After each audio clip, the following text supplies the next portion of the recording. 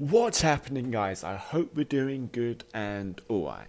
Today is the final part of our becoming a confident dyslexic series, and today is part 5. Part 5 is all about creating unstoppable self-esteem. Because oftentimes we hear confidence and self-esteem to be talked about in like the same sentence, in the same thing. And here I want to discuss and explain how we can gain unstoppable self-esteem, but the difference between what is the difference between dyslexia and self-esteem, and how are they different, and why, and how can we work on them differently, like different things we do for them, and what things we need to do to massively improve our self-esteem. Okay, guys, I hope we enjoyed today's episode, and hope we've done the things in part 3 and part 4 and 1 and 2. Okay, guys, I hope you enjoyed the episode.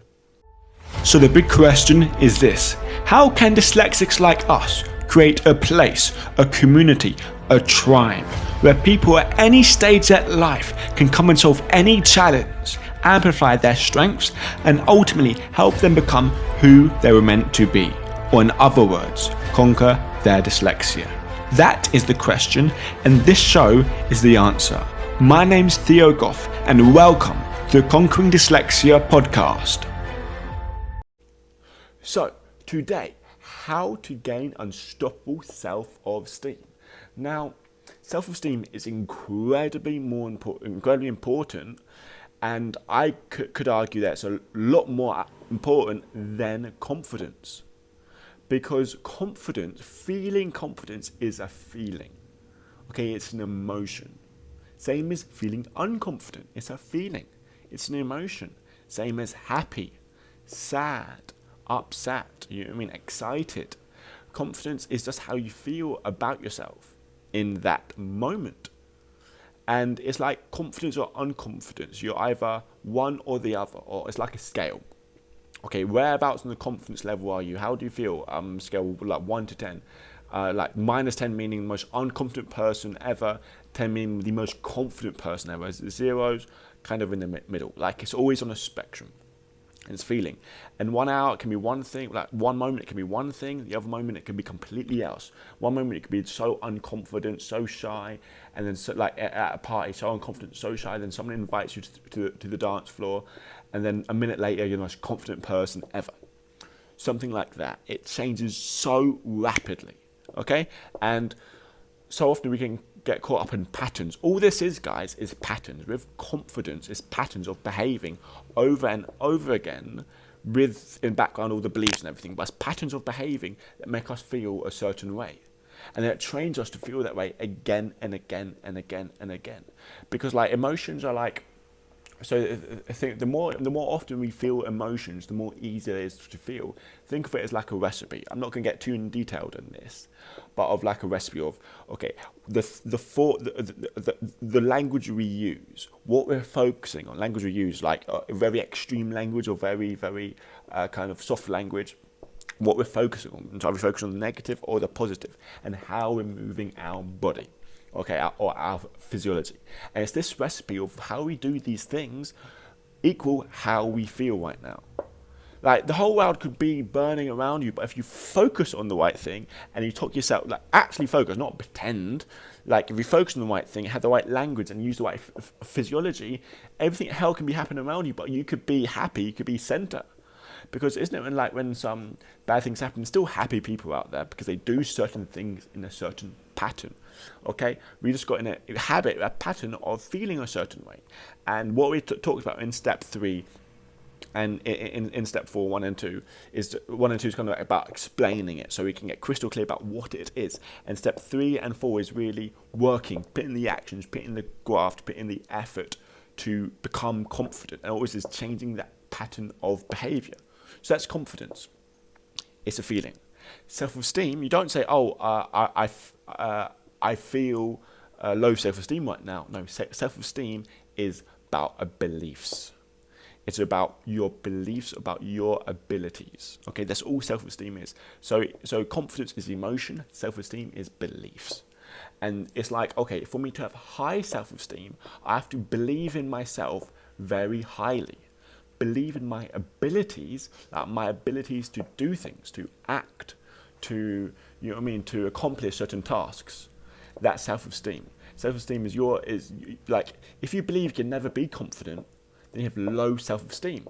If you have low confidence but believe you can be confident with work, that's higher self-esteem. Does that make sense, guys? I hope this is getting through to you about having low self-esteem and high self-esteem, and how that's completely different in confidence. Don't get me wrong, they're very strongly related.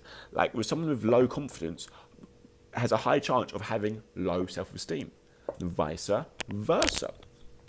And in essence, all we're really talking about here, guys, is about what do you believe your abilities are now, and what can they be, kind of thing. It's like, okay, how smart do you believe you are? How funny do you believe you are? How good looking do you believe you are?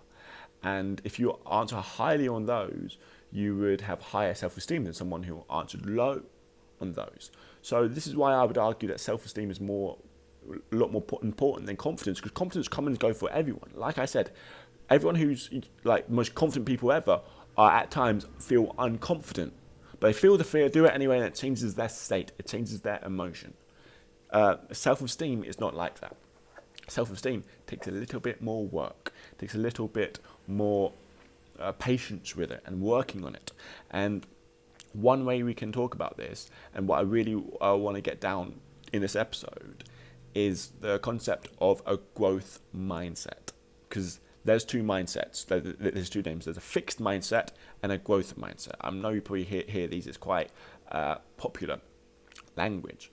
But what a fixed mindset means is that, okay, yes, when we're a baby, we're growing and we're learning, and we're going to school, we're learning, and our brain's developing so much. But once we reach a certain age, our brains don't change. We are the way we are. We're fixed.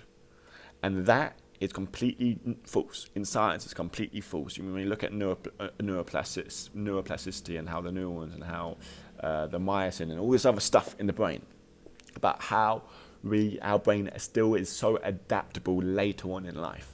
Okay, how it's so adaptable and how we can change so much. That's called the fixed mindset. If you believe we can't change. But then a growth mindset is that we can change. I can get better at skills. I can learn another language. I can do these things. That's all a growth mindset is. And here's the really interesting thing. I was like, if you want to look, so a growth mindset is about like believing you can, but then also as well working towards it. Because also a fixed mindset is like, okay, yes, I can improve, but I'm not going to. But it's not for me, because then you're not using the abilities you have. Once you're using what you have, like, okay, growth mindset, I want to grow.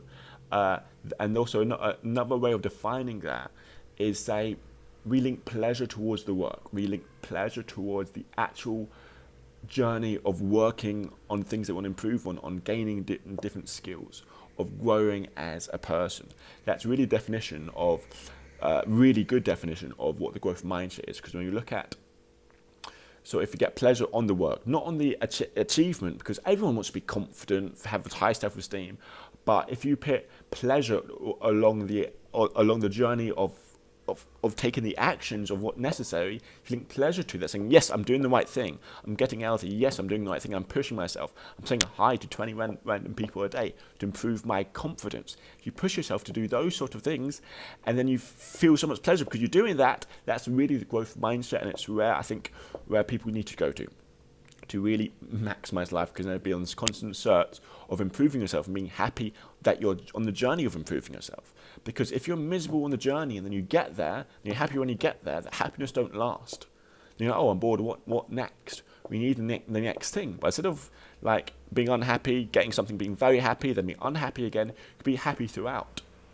Anyway, I'm jumping off track a little bit, but we've got to understand the growth mindset, and everyone has it. And once you unlock it, it's really one of the most important steps of conquering your dyslexia, is having the growth mindset.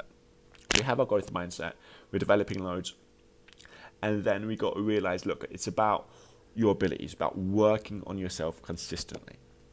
And one thing that can really trip us up is what we don't know. Because in our life, we have a spectrum. Kind of like a spectrum, it's like an order. So there's things that we know, things that we know. We know, you know what I mean? We know that this is this color. I know that I'm doing this video to make a podcast out of it. I know that I know what I know. Does that make sense? Like, we know things. We know there's gravity. But there's also things that we know we don't know. I know that I don't know the distance from here all the way to the sun exactly. I know that I don't know this. I know that I don't know that. Okay? So we know what we don't know. But then there's this other element that's very scary. And because think of it like there's a small circle that I know all the stuff here. There's a bigger circle around it, like 5 or 10 times the size of it, that what I know I don't know. I know that I don't know all this stuff. There's even a bigger circle, let's say that's 1,000 times bigger, or even bigger, infinity really, about stuff that you don't know it. Does that make sense? It's like if you never know what an atom is, you don't know what's inside an atom, because you don't know what the thing is. But if you know an atom, you know that you don't you know the atom, but you don't know the stuff inside it. You know that you don't know the stuff inside it.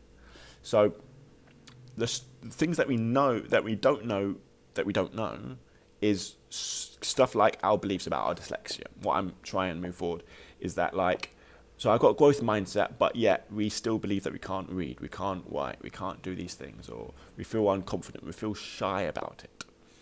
And the last little thing I want to say here, so we understand that self-esteem is committed about our abilities, and the way we got to improve our abilities is realize we have a growth mindset, that we can improve them and just working on them. But where we get tripped up is we leave a blank space.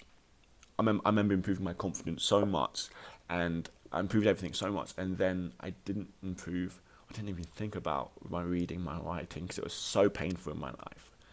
And then it only took me through a big experience to find out, oh my God, at this point I was Mr. You mean I can do anything, the world's my oyster, anything's possible, but I didn't look at my dyslexia.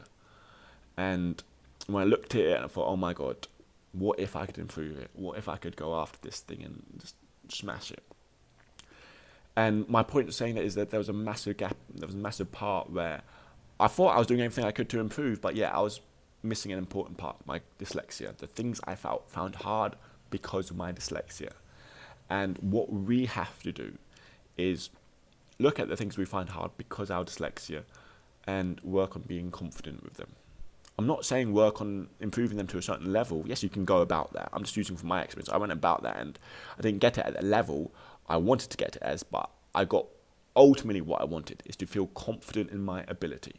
I'm not confident that I can write a couple-page essay without someone editing it. In fact, I know I can't for someone to understand it, but I'm confident in my ability to work around problems. I'm confident in my ability to never let dyslexia stop me. And that's the last bit in this whole confidence dyslexic series, is never let your dyslexia stop you. And the way you do that is you look at your inadequacies because of your dyslexia, your reading, your writing, your attention, your organization, your memory. And then you look at these things that I find hard and you got to work on them in all the ways you can, not in a way that beating yourself up, not in a way that leads negatively, in every single way you can, in order for you to feel confident about them. Not about you can do every single task under the sun, but that you feel confident that this will never hold you back in your life. And I mean hold you back, like reading and writing is hard. Obviously it's hard, and obviously if you look at it in a very, very, very narrow way, it's limiting. But if you look at it in a holistic way, yes, this is hard, but also again things are over here and it benefits over here and it benefits over there. Make sure it doesn't hold you back at all in doing whatever you want to do in life. And having that is a dedication. Having that is a strength. But with building this strength, you be able to be so much stronger that you could do so many other things that would increase your self-esteem, increase your confidence. There's a big spiral going upwards. But guys, the last thing I want to say here is never let it stop you. Never let this thing called dyslexia stop you, and never have always work on yourself enough for you to feel confident in your abilities. Okay, that's the last point. And throughout this journey of this whole five-part series, I pray to God we took the time to do the actions to increase our confidence. But I really hope that we spent a lot more time improving ourselves, spent time, what do I want? Well, what I got, first thing, what is confidence? It's not what other people are, it's about what you are. And then we worked on, okay, what do I want to be? It's about focusing where you want to go, not what you don't want. And really focusing on that, getting clear on that. It's about working on it, doing things that scare you, doing things that push you. Work is where everything happens, baby. It's the actions that matter, not the theories, the actions. And number 4, working on it in all your inadequacies. And number 5, this one, developing unstoppable self-esteem. And you do this by committing to yourself never, ever letting dyslexia stop you. Anyway, guys, I hope you enjoyed this little series. I've really enjoyed creating it. And I'll see you all again soon. If you have any questions about it, please email me at conqueringdyslexia@gmail.com. Email me, social media, all that stuff. Message me. I'm happy to help you with anything you need. Anyway, guys, take care. Farewell and bye.